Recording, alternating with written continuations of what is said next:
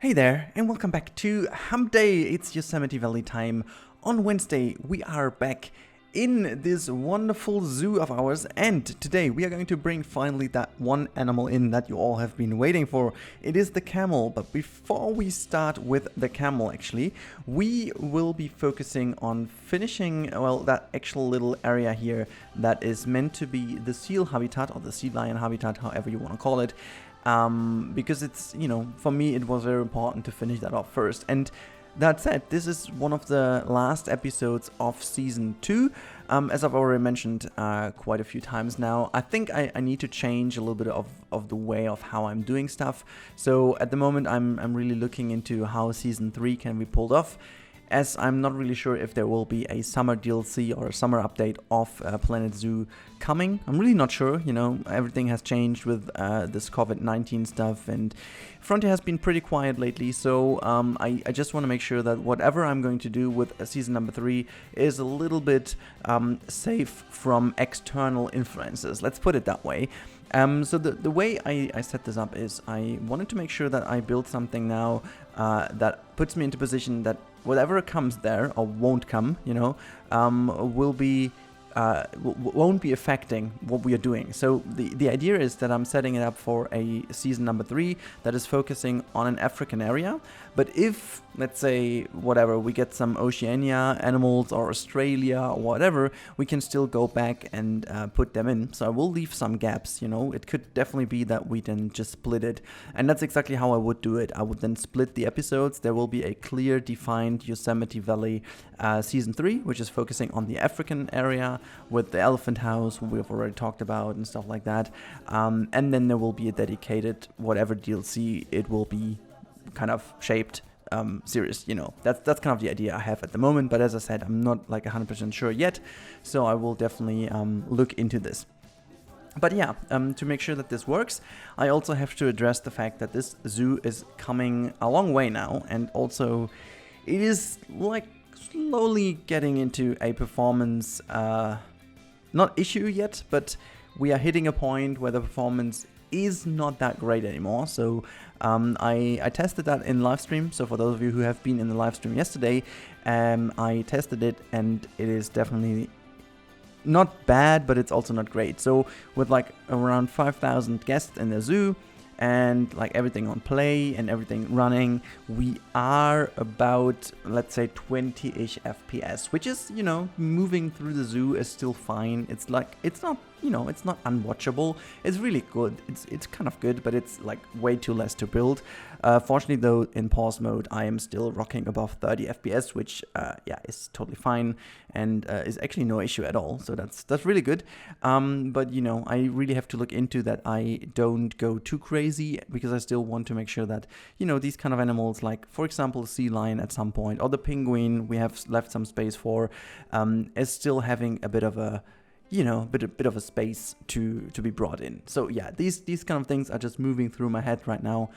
And also, in all honesty, I'm preparing to play some other games again. I would have loved to give you guys the next City Skylines episode by a long time already, but the problem is that, again, for some very unknown reasons, my save game seems to be broken. I did not change a single thing, and honestly though, I'm getting tired of this. I'm really getting tired of this for City Skylines. Like, it's never change a running system, I should say, and I did not change a thing, but still, it always feels like if I don't boot up the game for like 2 weeks, it's all broken again, and that is so, I don't know, it is so frustrating and exhausting, because I want to go back. I really have the, I have the drive to make sure that this project, Ioma, is getting finished and a lot better, and, then moving on to some more projects. But it's, oh my god, it's so tiring that, whenever you start the game after, I don't know, you changed your password, it seems, the game does not work anymore. If you changed your wallpaper, the game does not work anymore. Hell, even if you change your ringtone on your phone, the game doesn't work anymore. It is so frustrating. So yeah, it's always a lot of pressure to, or like, it's not really pressure, but it's kind of a high frustration level, so to say. Anyhow, so just don't want to talk too much about it, but I just want to make sure that now, for the time being, where Planet Zoo might be a little bit further down the road, that I'm not kind of putting too much time only in this game, so I really want to make sure that we have some more stuff, in other stuff. But anyways, I still will make sure that the existing series keep on going. So at the moment we do only have Yosemite Valley and the franchise mode as a running series, if we will. As I said, the movie habitats will always be one-off projects, so whenever I feel like, whenever I think I have the time and I have the drive and the inner will to do it, I will do it, but I'm not like giving any kind of idea when exactly it'll be. So yeah, that's mainly the focus. But anyways, I definitely need to mention as well that I'm still enjoying this game a lot, even though it's undeniable that at a certain point you run out of new animals. I will never say I'm running out of ideas, because I won't.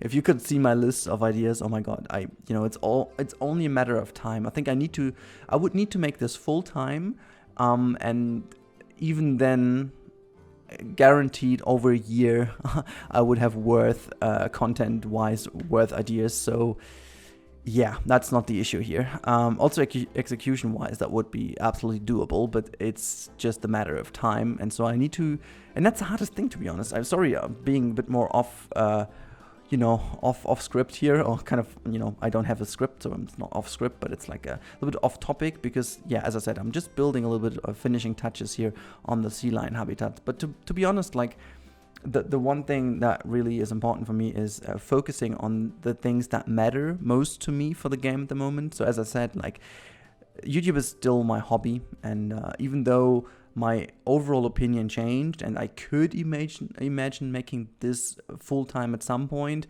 it definitely is way too far away from being a potential full-time job for me. You have to see it that way, and maybe if I'm getting too personal here, I'm sorry, but you can just skip forward to the end of this episode where you see the result and stuff. But for those of you who are interested, just keep listening, I guess.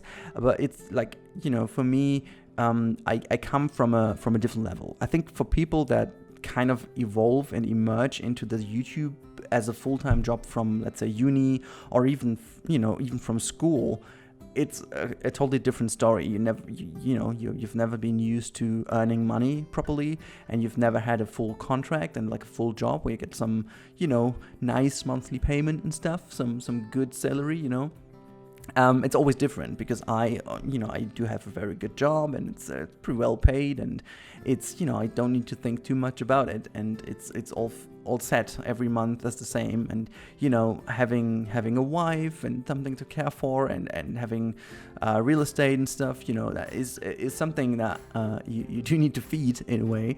And since my kind of level I'm coming from is way higher than other people's standards, so to say, that kind of start doing that stuff. So when you start doing this as a young person, being still in uni, as I said, or even school, you're not used to having money, so every bit of money you get is extra money, and emerging out of this, making more money, is definitely kind of the way it goes on YouTube, and makes you invest your time into this and making that. But for me personally, it has been a long road until I imagined, first of all, like, the first step was being aware of the fact that I am kind of a YouTuber, just kind of realizing that I am a freaking YouTuber. Doing that as a content creator, YouTuber, streamer, however you want to call it. I still don't know what is the best word for it. I kind of don't enjoy any of those, but well, because I'm just a person as you, and I'm just kind of the same nerd, I guess, as every single one of you. But yeah, I'm just on the other side of the screen right now. That's the only difference. But anyways, it's, for me personally, it has been a long time that it took until I realized that I kind of consider myself being one, and being also proud of it, and not trying to hide that in my real world. So actually, being fully honest with it, and just kind of talk about that. That was the first step. But now, like, really looking into it as a potential future development of mine is another huge step that took a long time for me to realize that this is, at least in my mind, a potential future. But that said, we have to come a long way. You know, it's not like that I could do this with 40,000 or like 41,000. By the way, thank you guys all for being awesome and keeping the pace up. You know, subscribing to the channel, making it grow. That is really helpful and really helps in that. But you know, it would be naive to believe that with like 41,000 or even like 50, 60, 70,000, it's not like by far not even close to what I would earn in a normal job, you know. And you always have to keep that in mind. And maybe, okay, if we go that road, let's go that completely. And you know, this is also kind of one thing I wanted to do in a long time, and now we just managed to go in here. By the way, we're starting over with the Camel Habitat. Just going to talk about this a bit more in the end. I'll put some screenshots in. So it's for me personally, it's really the one thing that is most important to me is being very open and honest with you guys. So it's not only that if I would at any point in time in the future that I would I would in a way making that my full-time job. It's not like that I need to earn the same amount of money that I'm earning right now. It's actually earning more because in fact I'm also earning money out of YouTube right now, which I pay taxes for, a lot of taxes, a freaking high amount of taxes, but still it kind of improves my overall monthly income. Now it's not that high, and it's, you know, the amount of money, as I kind of kept saying a million times already, but it still holds true, is all being reinvested into the channel. Just currently, like I'm looking into some decent new RAM for me, which will again suck up all the money I made in the last 2 months, which is insane, but that's the way it is. And then you just reinvest that to make sure that the rig is fine. I just invested some money in new emotes and stuff like that. You know, I'm just always constantly reinvesting that. Also, obviously, to make sure that I pay less taxes. That's sad.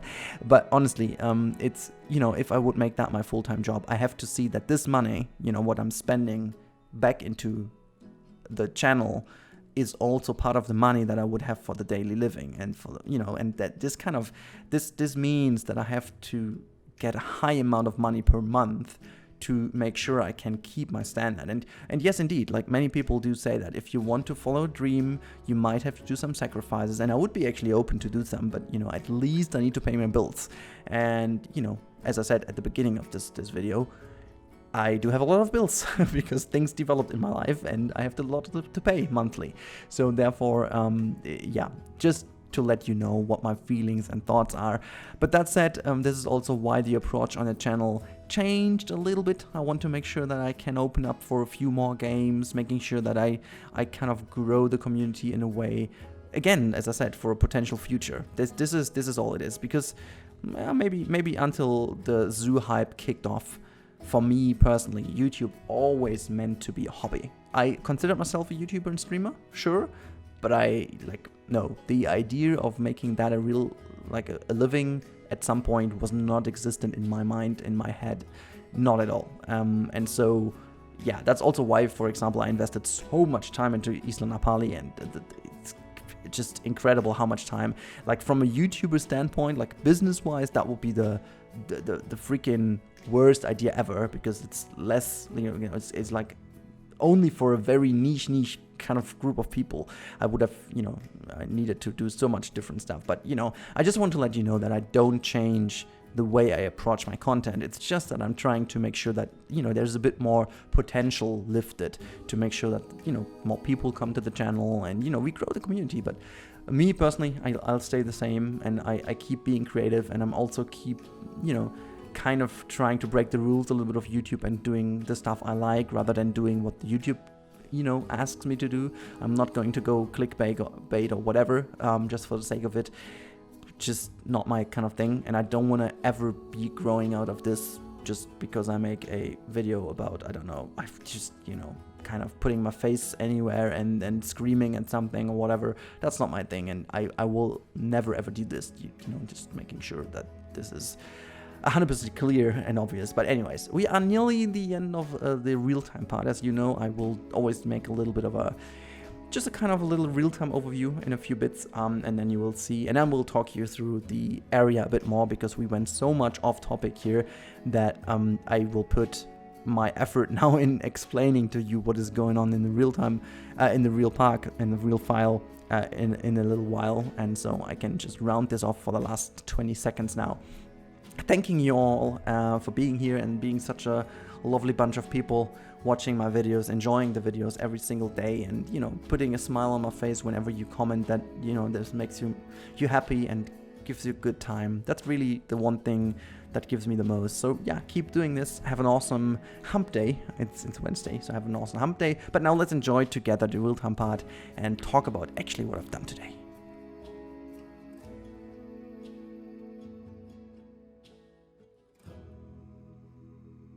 Alright, so here we are in the real-time part, and one thing I didn't mention is I did put the polar bears into the habitat to test the habitat, and obviously we won't keep them in here, but they just they're like the size of the habitat is like a million times too small, but I'll leave them in as long as it's needed until we get some new animals or we find a better way of doing that. Because for now I feel like this they are fitting the most animal-wise in here, and we just imagine they have like a huge space available. But yeah, so here you can see whatever I've done a bit more nice in real time. So I've done all this kind of nice overview. We can just basically also put the polar bear education board in here just for the moment, just so that we do have something nice to look at. But yeah, so you can see I did the pier, I did the entire pier. I made a new kind of custom fence design, which works fine for seals. It won't work fine for polar bears. They would just like realistically go here and kind of climb over and just eat you whenever they're hungry, or just drag you in and just play with you in the water until you're dead, I guess. Sorry, it's not even funny, but that's how it would work. But no, that's not how you would do it with the polar bears, just for testing reasons they're in. I completely redid the entire pier, and I guess it really was worth the effort. You can really tell that this looks, despite being an actual path, that looks really like a very thin, nice pier design from the right angles. I think this grayish tone kind of really nicely transitions into the water, so that's good. That's pretty nice. So yeah, you can just enjoy that area a little bit more. I made this custom lantern design, which I'm quite a big fan of, to be honest. Like, one of these things I'm quite proud of, because they are so simple. Like, they use so less pieces, but I don't know, it's just looking so much less like the in-game pieces and so much more like a custom one, which totally fits the Yosemite vibe. It almost looks like a little bit like old Gold Rush style, where you just put a new lantern on and it still is already a bit eroded and weathered, if you will.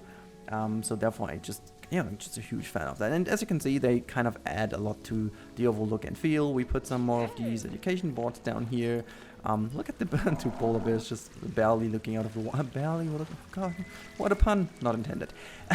If we move over, you can see I changed a whole bunch of stuff here. There's already the mural wall here, so that this hides away quite nicely, but you can see some peaks already of the camels. And if we go over here, you can see this is the camel habitat emerging. And honestly, I've barely ever seen a beautifully designed camel habitat in any zoo. They are always pretty functional, pretty open, pretty barebone. I tried my best to make this feel as if it fits in Yosemite. I think it's still not lush enough. It still might be a bit too open. We still need more kind of trees and stuff around this main building here. But then I think overall for the camels itself, I like this habitat a lot, because it looks just like camel habitat, honestly, and this is what I wanted to do, like a habitat that is made for camels, just they can run around, they have a lot of sand, they have a lot of free area, whatever to play in, quite a lot of sun in summer for, enjoying the heat quite nicely though. So overall, I think it's really fitting. It's, not my most beautiful habitat I've ever made.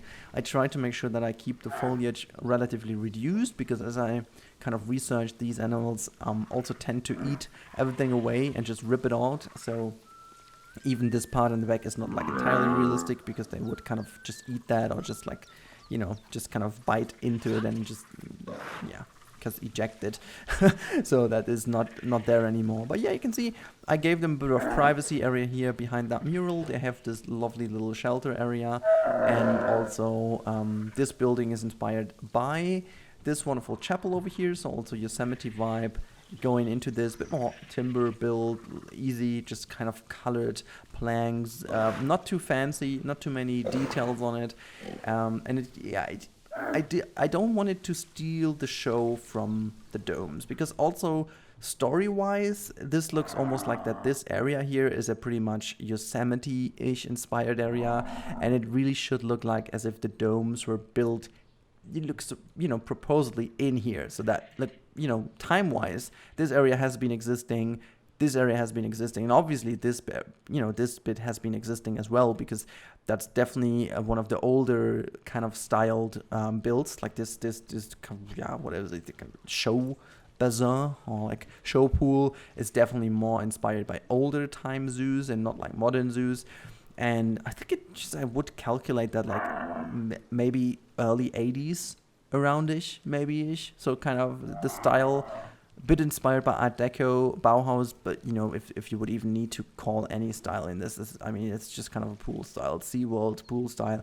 I think it's, maybe mid to early 80s, I would guess. And then you would have had that as well here. Maybe you didn't even have like camels all the time. You potentially could have also had actually, why not have some bisons in here before you have reintroduced them to the wild? Because we still do have the natural bison habitat over here, which is, I think they just had food. Before they have been reintroduced into the wild, potentially you could have had them in the zoo, and before the zoo changed to be a modern day zoo, that could have been the story behind that, and now they kind of house the camels in here. That's the kind of story. And as this is also going to be changed in the future, and also the bear education and reintroduction program is quite new to the zoo. So that realistically spoken, in the late days, this could have been just part of the old zoo, and then this all is new, and the tropical house is new, and all that kind of stuff is new. So I think this, like, story-wise, this fits in, and I like this plaza a lot. It kind of feels welcomes you nicely. And if if we just go across that bridge, it tells you a story. It just drags you here, and you just feel that before you then look to the left and see the dome. So it kind of takes the attention first before you are dragged to the tropical house, which should be a new element of it. But I think we talked a lot about this, and enough for the moment. I really hope you enjoyed today's episode. If you did enjoy it, consider subscribing if you haven't already, because as I think I talked about a lot today, this really helps me out and gives this channel a push.